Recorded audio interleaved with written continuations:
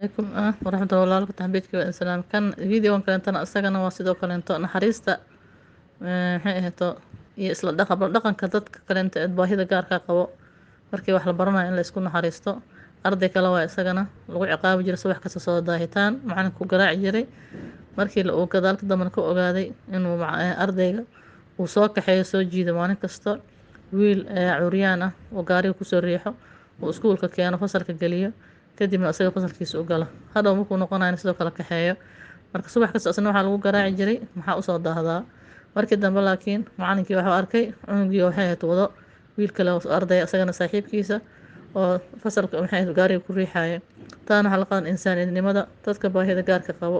in loo naxariisto la fiiriyo maxay ahayto tacliinta wax lagala qeybgeliyo maanta baahida dhibaatada ee dayactan ugu badan dadka baahida gaarka qaba haysataa oo waxa maxay toos u daryeelay male goobihii waxbarashada in badan oo kamid ay ka maqan yihiin ma haystaan daryeel gaar ah ma haystaan maxay tahay waxbarashada u baahnayeen waa in hoos loo fiiriyo ilaahay looga cabsadaa dadka baahida gaarka qaba ilaahay subxaana watacaala uu ama curyaan ka dhigay ama indhool ka dhigay ama uu maxay dhagool ka dhigay ama uu naafo ka dhigay